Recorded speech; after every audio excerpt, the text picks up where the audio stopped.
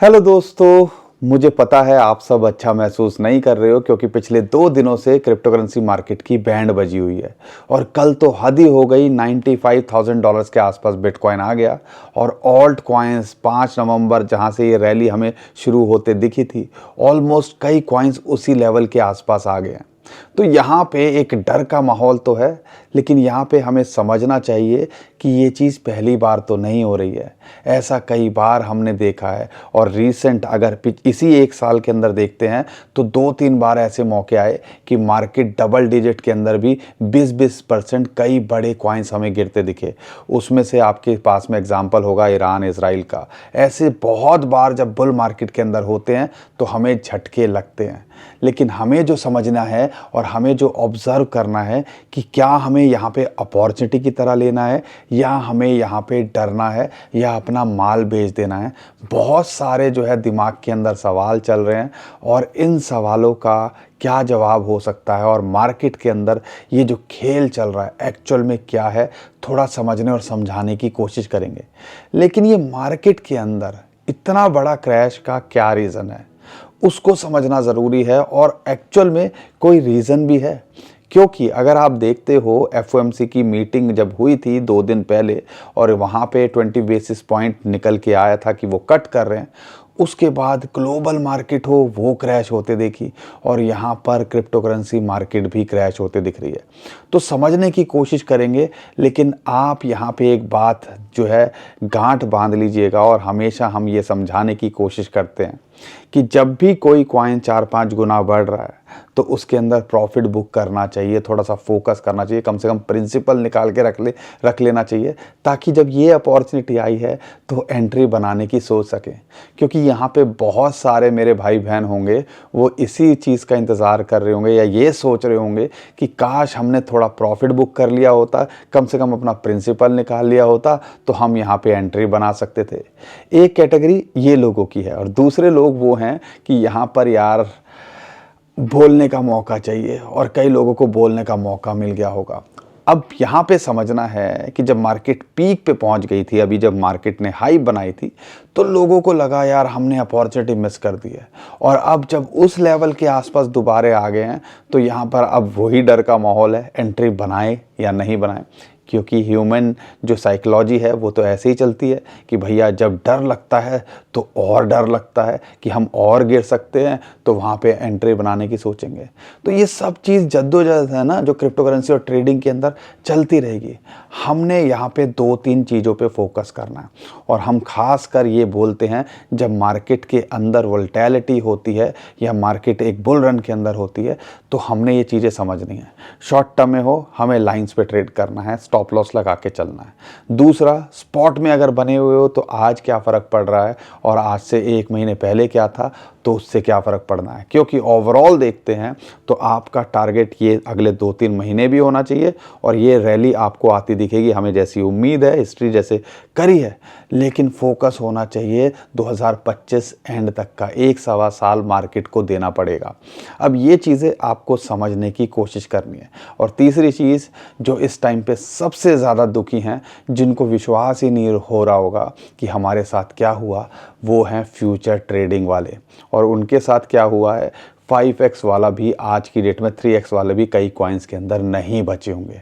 और यही चीज़ हम आपको समझाते हैं कि फ्यूचर ट्रेडिंग के अंदर रिस्क बहुत होता है, तो इतना लीजिए ताकि आप झेल सको और ज़ीरो भी हो जाए तो यहाँ पे आपकी सेहत पे असर ना पड़े। और अवॉइड कर सकते हो, स्पॉट में बने हो, जितना पैसा है उसी पे अगर आप खेल सकते हो तो यहाँ पर आपको टेंशन ही नहीं होगी। अब यहाँ पे रातों की नींद कई लोगों की ख़राब होती दिखी ना। और बहुत सारे लोग जब स्पॉट के अंदर इतने परेशान हैं तो फ्यूचर ट्रेडिंग के अंदर जितने लोगों का माल उड़ा होगा। और यहाँ पे आपको समझना है कल ऑलमोस्ट 8 से 10 हज़ार करोड़ रुपए का माल उड़ गया और लगभग 2.5 से 3 लाख लोग लिक्विडेट हुए मतलब उनका माल चला गया। अब नील बटा सन्नाटा हो गया। अब ये चीज़ें आपको भी रियलाइज़ होनी चाहिए, ये मार्केट है, किसी को नहीं बख्शती है। लेकिन ये मार्केट के अंदर चल क्या रहा है और हमें यहाँ पे करना क्या चाहिए, वो सब इस वीडियो के अंदर बताने की मैं कोशिश करूँगा। दोस्तों सिचुएशन कैसी भी हो, और यहाँ पे कुछ कॉइन्स के बारे में बात करेंगे जो जहाँ से चले थे वहीं आ गए हैं, तो भैया यहाँ पर क्या हमें एंट्री बनानी नहीं चाहिए? तो बहुत कुछ है बताने को बिटकॉइन को लेके, शॉर्ट टर्म में क्या लगता है, क्या न्यूज़ चल रही है, कुछ कॉइन्स भी लेंगे। लेकिन सिचुएशन कैसी भी हो, सुबह सुबह पिछले 2 दिनों से मैं कोशिश कर रहा हूँ 7-8 बजे जैसे ही हम उठ के मैं काम करने लग जाता हूँ कि भैया वीडियो बनाऊँ। तो आपको हमारा साथ नहीं देना चाहिए? वीडियो को लाइक, चैनल को सब्सक्राइब कर लीजिए ताकि इंस्टेंट अपडेट के लिए, कांस्टेंट अपडेट के लिए आप यहाँ पर हमेशा हमारी इन्फॉर्मेशन का फ़ायदा उठा सकें। दोस्तों मार्केट के अंदर पिछले 2 दिनों के अंदर क्या हुआ है, इसको समझने की सबसे पहले कोशिश करो। और यूजुअली हमने ये भी देखा है, बड़े प्लेयर्स की जब एंट्री कराई जाती है तब भी ऐसा होता है। अब इसको आपको ये कुछ ब्लैक एंड वाइट नहीं होता, हमें सिर्फ समझना पड़ता है, इन्फॉर्मेशन को गैदर करना पड़ता है, डॉट्स को कनेक्ट करना पड़ता है, और उसके बाद हम एक आइडिया लगा सकते हैं कि हाँ भैया ये मार्केट के अंदर चल रहा है। अब एक्चुअल में जब एफओएमसी की मीटिंग के अंदर इंटरेस्ट रेट कट हुए थे, तो अगर पिछले 2 बार की तरह देखते हैं तो मार्केट को पंप करना चाहिए था, लेकिन ऐसा क्या हुआ कि मार्केट यहाँ डंप कर गई। पहला रीज़न है कि यहाँ पर एंटिसिपेट कर रहे हैं ग्लोबल मार्केट, और आप देखोगे यूएसए की मार्केट तो $1 ट्रिलियन से ऊपर की लिक्विडेट हो गई थी, मार्केट के अंदर से माल उड़ गया था।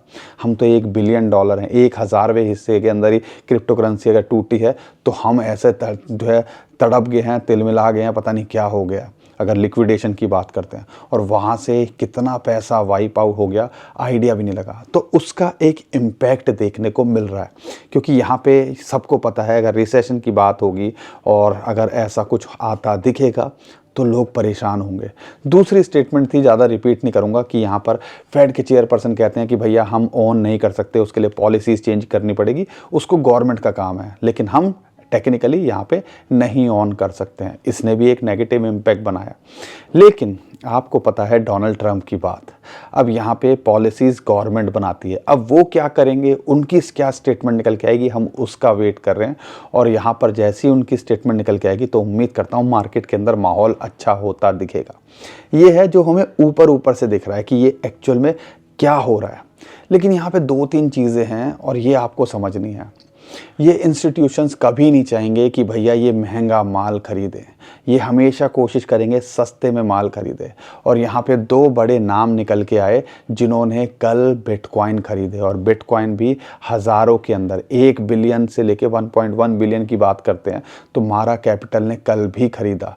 और यहाँ पर आप देखते हो $1 बिलियन के अभी कैलकुलेशन लेते हो 1.1 तो निकल के आता है 10,000 करोड़ रुपए। अगर मैं एग्जैक्ट आपको फिगर बताता हूँ तो आपको आइडिया लगेगा कि यहाँ पर 44,395 बिटकॉइन वो टोटल होल्ड करते हैं, और कल 1.53 बिलियन यानी कि 12-13 हज़ार करोड़ रुपए के मार्केट के अंदर जब डिप आया था तब उन्होंने खरीदे, और वो भी रेट पे $98,000 के आसपास। तो भैया ये भी इंटेंशनली प्रेशर बनाते हैं और घात लगा के बैठे होते हैं कि मार्केट डिप में आए और हम अपना माल बटोर सकें। एक ये कंपनी निकल के आई, और जब बड़ी बड़ी कंपनीज बिलियंस ऑफ डॉलर के अंदर अगर हम 1,000-2,000 रुपये, 1-2 लाख की बात नहीं, 1-2 करोड़ की नहीं बात नहीं कर रहे हैं, यहाँ पे हम कर रहे हैं बात 8 से 10 हज़ार करोड़ रुपए की। ऐसे ही एक और कंपनी निकल के आई, उसका नाम था हट 8, जो कि लिस्टेड कंपनी है नैस्डैक पे, और यहाँ पर उसकी बात करते हैं, उसने भी कल $100 मिलियन के लगभग 1,000 बिटकॉइन खरीदे। अब यहाँ पर एक पिक्चर मुझे वो दिखती है जो हमें दिखाई जा रही है, और दूसरी पिक्चर हम देखते हैं कि यार यहाँ पर ये बड़ी बड़ी कंपनीज़ जो हैं, कहीं ना कहीं बड़े प्लेयर्स की जब एंट्री होती है तो यहाँ पे एंट्री कराने के लिए भी प्रेशर बनाया जाता है और फिर ये माल बटोरते हैं। अब यहाँ पर एक और चीज़ है जो कहीं ना कहीं एक इंडिकेशन देती है, और जिसको हम कहते हैं एक बुल रन का चेहरा निकल के आना चाहिए। और अगर देखते हैं तो वो एक्चुअल में बुल रन का चेहरा निकल के आया। $1 लाख से ऊपर पार करने का एक बड़ा रीज़न बिटकॉइन के ETFs को जाता है। और कल यहाँ पर अभी ब्लैक रॉक का डाटा नहीं है अवेलेबल मॉर्निंग के अंदर सुबह सुबह, लेकिन अगर ओवरऑल देखते हैं, फिडेलिटी की बात करते हैं, आर्क की बात करते हैं, ग्रे स्केल की बात करते हैं, कल 6 से 7 हज़ार बिटकॉइन उन्होंने सेल किए।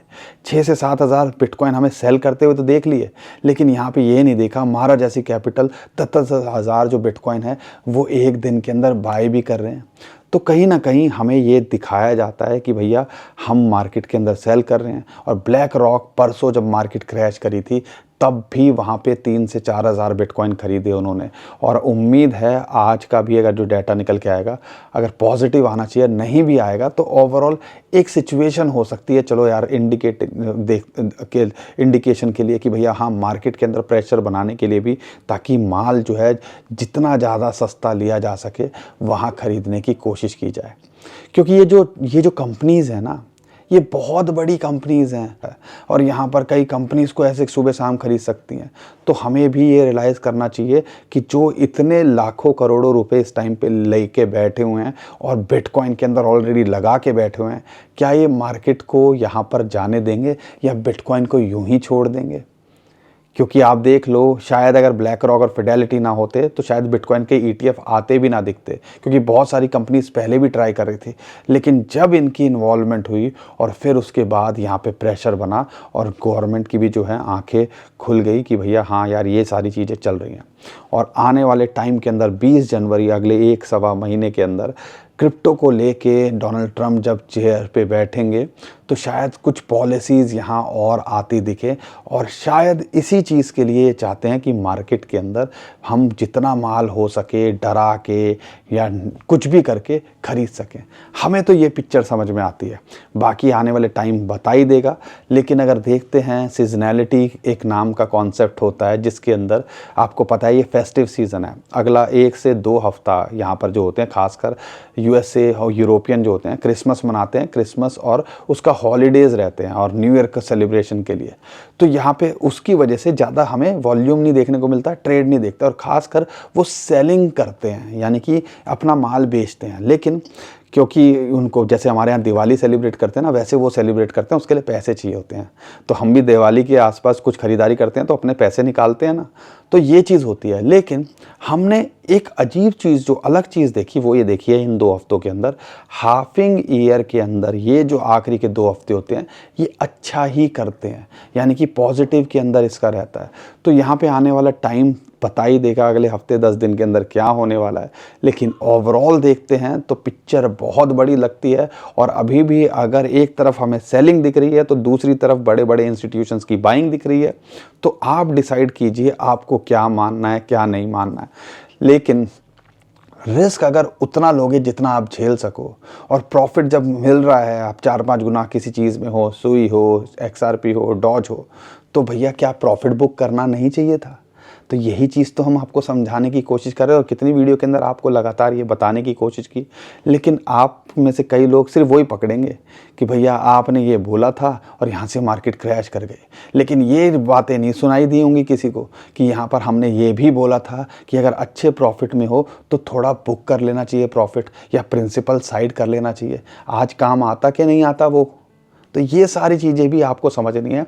और जो गलतियां हमने की हैं वो आप ना करो, वही तो आपको बताने और समझाने की कोशिश कर रहे हैं।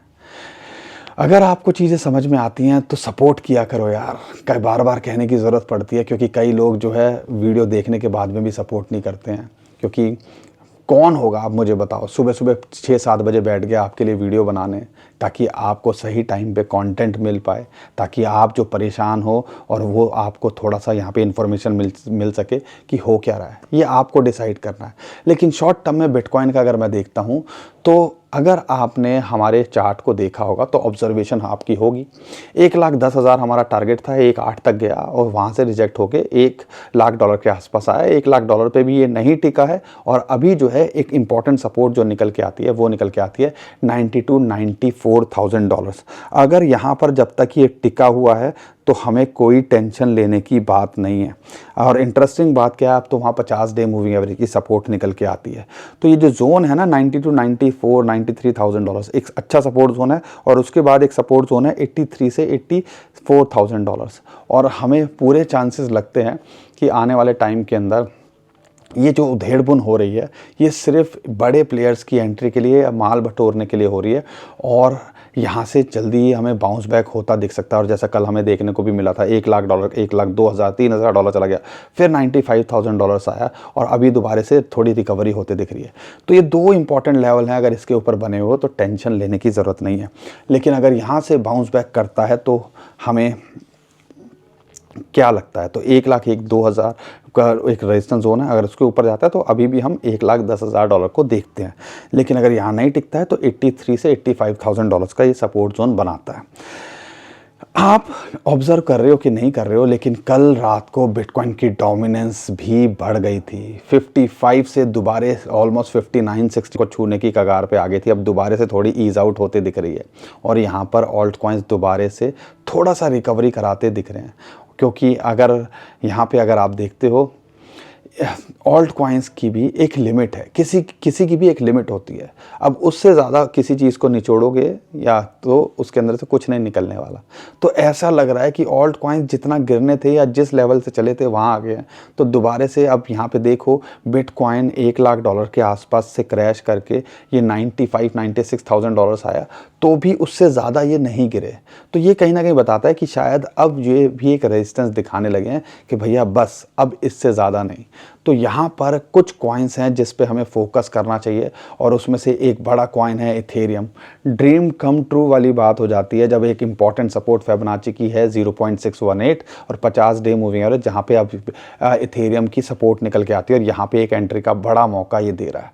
एक अच्छी अपॉर्चुनिटी, बड़ा कॉइन अगर अच्छे लेवल पे मिल जाए तो यहाँ पे हमें इसके ऊपर फोकस करना चाहिए। एक एंट्री यहाँ बनाई जा सकती है और हम आने वाले टाइम के अंदर ये दोबारा हो सकता है $4,000 को ट्राई करता दिखे। अगर यहाँ नहीं टिकता है 3350, क्योंकि हमें लगता है यहाँ टिकना चाहिए, तो एक अच्छी सपोर्ट इसको लगभग $2,900 से $3,000 पे आती है। इथेरियम पे फोकस किया जा सकता है। बाकी मैं कुछ कॉइन्स बताता हूँ आपको जिस पे आप फोकस कर सकते हो। उसमें से एक है path network. 200 day moving average की सपोर्ट पे आ गया है। $0.35 यानी कि 35 सेंट्स के आसपास चल रहा है यहाँ, और ये अभी तक कुछ खास किया भी नहीं था। और यहाँ पे अगर इसकी कैटेगरी का देखते हैं दूसरा लिंक, वो कहाँ पहुँच गया, तो इसके अंदर पूरा पोटेंशियल है और ये जब चलेगा टॉप 100 कॉइन्स के अंदर आता है तो हमें लगता है ये भी मल्टीपल टाइम रिटर्न देने का पोटेंशियल रखता है। अच्छी एंट्री का मौका दे रहा है, तो यहाँ एक एंट्री बनाई जा सकती है और एक एंट्री $0.3 के नीचे आ जाए तो बनाने की कोशिश कीजिएगा। शॉर्ट टू मिड टर्म है 20-50% तो ये कभी भी देखे जा सकता है। दूसरे कॉइन की बात करता हूँ। बहुत सारे लोग बोल रहे थे आरबी ट्रम्प की बात नहीं कर रहे हो। अरे भैया $1 के ऊपर मैं आरबी ट्रम्प की क्यों बात करूँ? आधे डॉलर के नीचे था तब हम बात करते थे, लोगों ने यहाँ पे डबल और उससे ज़्यादा कमाया। अब यहाँ पर हम बात करेंगे क्योंकि अब एक अपॉर्चुनिटी है। हम उस कॉइन की तब बात करेंगे जब उस कॉइन के अंदर अपॉर्चुनिटी होगी, नहीं तो भैया आपका भी टाइम वेस्ट क्यों करेंगे और अपना भी क्यों टाइम वेस्ट करेंगे। तो R B Trump 50 day moving average की सपोर्ट के आसपास है $0.8। एक एंट्री यहाँ बनाई जा सकती है और एक एंट्री $0.7 के नीचे मिल जाए तो यहाँ पे बनाई जा सकती है। उम्मीद है मार्केट रिकवर करेगी तो ये भी आपको अच्छा करता दिखेगा और ये भी मल्टीपल टाइम रिटर्न देने का और अपने ऑल टाइम हाई को छूने का पोटेंशियल रखता है। तीसरे कॉइन की बात करता हूँ, नियर प्रोटोकॉल। एक अच्छी अपॉर्चुनिटी $5.5 के आसपास आ गया है तो यहाँ मिल सकती है। 200 डे मूविंग एवरेज एक इंपॉर्टेंट सपोर्ट निकल के आती है, वहाँ पे ये आ गया है तो एक अच्छी अपॉर्चुनिटी का ये आपको मौका दे रहा है। तो अगर यहाँ पे मिल रहा है $5 के आसपास तो एक एंट्री बनाई जा सकती है और एक एंट्री $4.3 के आसपास इसके अंदर बनती है। ये शॉर्ट टू मिड टर्म में 20-50% तो कभी भी देखे जा सकता है, लेकिन ये पूरा पोटेंशियल रखता है अपने ऑल टाइम हाई को भी इस बुल रन के अंदर छूने का। अगर मैं बात करता हूँ कावा की, $0.2 के आसपास हमने कितना बोला एंट्री बना लो, लेकिन यहाँ पे 200 डे मूविंग एवरेज की एक सपोर्ट है, एक इंपॉर्टेंट सपोर्ट होती है टेक्निकली, उसके ऊपर ये टेस्ट कर रहा है जो कि $0.4 के आसपास आती है। यहाँ एंट्री बनाई जा सकती है और यहाँ पे इससे भी उम्मीद, और आप देखोगे इसका हाई 0.75 डबल ऑलमोस्ट चला गया था, वहाँ से 50% टूटा हुआ है। तो एक अच्छी अपॉर्चुनिटी ये भी आपको दे रहा है। लॉन्ग टर्म में ये भी हमें लगता है कि यार 3 से 5 गुना तक का पोटेंशियल रखता है इस बुल रैली के अंदर। एक और बड़ा कॉइन है वो है फेच, FET। अगर उसकी बात करते हैं 200 डे मूविंग, और ये तो जहाँ से चला था वहीं के आसपास आ गया, दूसरा कॉइन भी जहाँ से चला था वहीं के आसपास आ गया। तो ये दो कॉइन जो आने वाले अब मैं बताने वाला हूँ, दोनों के अंदर बड़ी अच्छी अपॉर्चुनिटी लगती है और यहाँ पर 200 डे मूविंग एवरेज के आसपास यहाँ पे $1.3 के नीचे मिल रहा है तो एंट्री बनाई जा सकती है। बड़ा कॉइन है, AI का जब ट्रेंड आएगा तो ये आपको अच्छा करता दिख सकता है। टॉप 50 के अंदर आता है तो इस कॉइन पे फोकस किया जा सकता है और एक एंट्री लगभग $1.1 के आसपास मिलती है।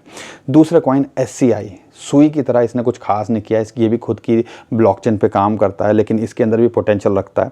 200 डे मूविंग एवरेज की सपोर्ट मिल रही है, अगर $0.4 के आसपास 4.2 के आसपास मिल रहा है तो एंट्री बनाई जा सकती है। लॉन्ग टर्म के अंदर ये भी मल्टीपल टाइम रिटर्न देने का पोटेंशियल रखता है और इसने कोई खास रैली भी नहीं दिखाई थी अभी जो कई कॉइन्स ने दिखाई, तो पूरे चांसेस हैं ये भी आने वाले टाइम के अंदर आपको अच्छा करता दिख सकता है।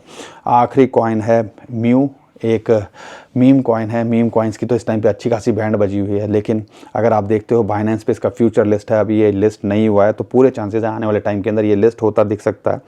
तो यहाँ पर अगर 0.006 के नीचे मिल रहा है तो एक अच्छी अपॉर्चुनिटी आपके लिए हो सकती है, और एक अच्छी एंट्री $0.005 के आसपास मिल जाए तो यहाँ पे बनाई जा सकती है। इसके अंदर ये भी 50 से 100% का एक प्रॉफिट देने का पोटेंशियल रखता है, और लॉन्ग टर्म में ये भी एक कॉइन भी आपको मीम कॉइन के अंदर देखते हो तो अच्छा करता दिख सकता है।